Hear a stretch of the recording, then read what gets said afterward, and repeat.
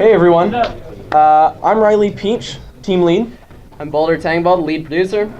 And I'm Adrian Swanberg, co-lead engineer. Woo! And this is Perma Ban. Perma Ban is a team-centric, no-damage, first-person shooter. We on Team Perma Ban absolutely love first-person shooters, and we also love Super Smash Bros. We think that there's a space that exists between the two that can solve a lot of the problems that we've found in modern first-person shooters. So you have a couple things at play here. Some of our central tenets are the team is greater than you are. We want to focus on your relationships with your teammates over your own goals. We also have hazards, not headshots. So no more whittling down shields, no more placing that perfect sniper shot. It's about knocking your enemy off the stage or into hazards. And lastly, we want to open up this demographic. Sorry, males 18 to 34, there's going to be other people playing this. We're going to be building this multiplayer network shooter in Unreal Engine 4 for play on the PC. The setting. This is the world's most famous esport, and every year they have a tournament for people that have been banned, and it's only the people that have been banned. So cheaters and griefers, people that verbally assault their teammates, whatnot. There's a whole bunch of jerks have to play the game in order to save their accounts from being permanently banned. Sweet, so let's talk a little bit about the systemic changes we want to make that we've found kind of bother us in modern shooters, as opposed to other genres which have taken things in a better direction. We want to focus on the team-centric gameplay instead of the individual, as we've said. We want to redesign some of the basic combat systems from the ground up to cater to a healthier playstyle, and we want to make it more accessible both socially and systemically. So first things first, for team play, there's no way you can carry your team. For this is a shot of League of Legends. After a match, you can see the score in the middle, 0 to 100. That team lost by a lot. Funny thing though, they had the guy with the most amount of kills. You got to work well with your teammates in order to win, so we're going to pull from League of Legends.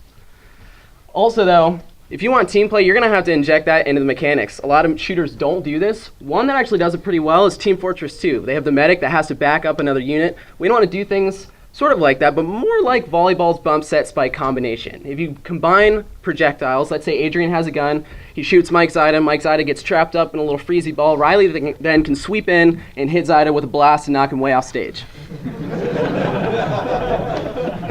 So these are a lot of complex systems going into a shooter or even into something like StarCraft, and on top of that there's a physical barrier where people need to react extremely quickly, whether it's actions per minute in StarCraft or being able to quickly churn out a headshot or turn around and get somebody before they get you in Counter-Strike. We want to remove that by focusing on something more like positioning. We want players to outsmart and outmaneuver their opponents by being in the right place at the right time. Both League of Legends and Super Smash Bros. Have an emphasis on combat, but it's just as important to be where you need to be during that fight. Additionally, we want to address engagement duration. In something like Call of Duty, there's only about 2 to 3 seconds of significant combat before either one of the two people is dead or they have to run away to regenerate their shields. In Super Smash Bros., you see lives lasting anywhere from 20 seconds to a full minute, and there's a big ebb and flow of combat during that time. So again, we want to open up this demographic. It's sort of hard to get into a game if you're not like one of those male 18 to 34, if everybody has chainsaws and they're chainsawing each other apart and there's blood spurting everywhere. Super Smash does it differently. This is something that a whole bunch of people can get into because there's a wide variety of characters. They keep it light, they keep it comical. We're trying to do the same kind of thing. So I'll just jump into the details of kind of what it might be like to join a match and play for the first couple minutes. So let's assume we have 4 people playing a 2v2 King of the Hill match, which just means control the hill at the middle of the map for the longest amount of time. Players join the server, they select their weapons, and they have about a minute to kind of get used to the mechanics. Let's say we have a blue team and a red team. The blue team starts off by splitting up and going their own separate ways, whereas the red team stays together and charges the hill. The red team takes the hill right off the bat. One of the blue players comes up and tries to get rid of the 2 red players, but just despite being very good, can't overcome 2 people that combo him in the same way that Balder described earlier. Blue realizes this plan's not going to work, and they're going to regroup and come back to the hill. One of the blue players has a tether gun, which means he shoots out a net with the first shot, capturing one of the red players, and then shoots it again to activate an anchor against a part of the level geometry, which pulls one of the red players away. So now there's 2 blue players assaulting the remaining red player. This remaining red player knocks away one of the blue players. But the one with the tether gun can use that exact same mechanic to assist his teammate by grabbing them by casting out a wide net midair and then anchoring that teammate safely to the ground. The 2 blue players now assault the hill 2v1 and are able to take it. Cool, so I'm going to jump a little bit into our major engineering projects on Perma Ban. So we've got 4 major projects to tackle. They're gameplay, web platform, multiplayer integration, and user interface. I'm going to talk a little bit about how we're going to tackle each one of those things. So with gameplay, there's several challenges. For one, we have to write good network replicatable code from the very beginning. And we have to kind of develop mechanics that haven't really been done in a first-person shooter before.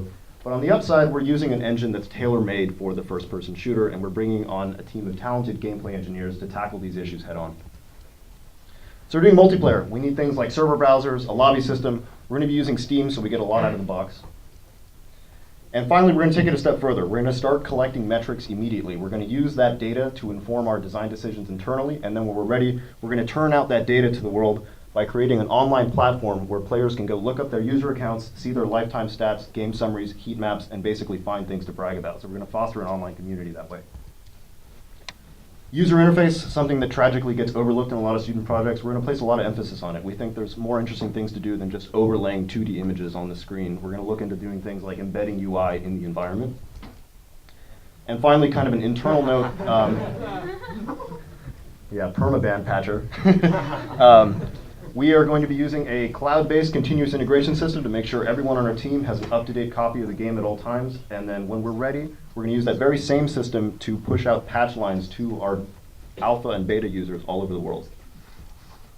Great, let's talk really quick about the art and visual style of Perma Ban. It's a little dark here, but we want to go for very simple geometry that allows room for contrast that highlights the important parts of combat. This is actually Harmonic's recent trailer for Chroma, which has a really nice low-poly landscape that is really stylized, and we want to go somewhat in that direction. Additionally, you can see from this shot from Shoot Mania, they make their projectiles and visual effects very clear. It allows for players to react to what's going on and digest all the complex systems that are at play.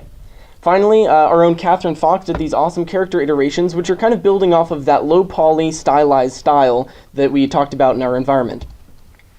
For production, we've done some legwork getting a fully functioning online task management system going. This is actually what we have right now, so burn down charts, sort of the run-of-the-mill. At the same time, it doesn't just track how long you've worked, but also how hard you're working, how difficult that task is. Don't be surprised if you've done the most work this week and you end up with a fresh plate of fresh-baked cookies. Yum. We also have Dennis Wixon. We have a couple very strong mentors behind us. Dennis Wixon has a whole lot of history with user research, worked a long time at Microsoft. We're definitely going to hit him up next year. We have a class with him pretty much every week, so we're going to bend his ear on metrics, but we also have Paul Bertone. He's worked a long time on Halo. He has a whole lot of experience in first-person shooters, and that is a huge help for us. Sweet, and we're just going to round things out here with our team as it stands right now. We have 17 super talented members, 12 of which have taken at least 1 year of advanced games in the past. We're excited for where this team can take us, and we're also very excited for whoever else joins us for the process is going to make Perma Ban over the next year, hopefully. Thank you very much. I'm Riley Peach. Balder Tangvold. Adrian Swamberg, and we're going to jump now to our prototype. We actually built a fully networked prototype in Unreal Engine 4, but for the sake of convenience, we recorded a video of us playing it last night.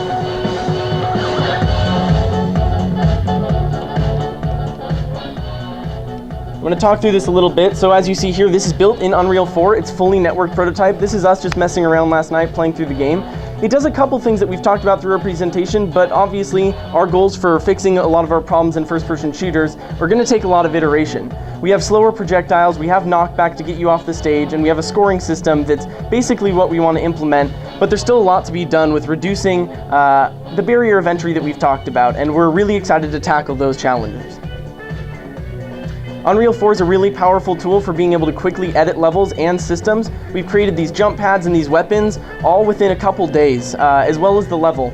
It's been really fun building off of their framework and then adding our own stuff to create this Super Smash-esque shooter that we've been talking about. And that's everything. Thank you very much.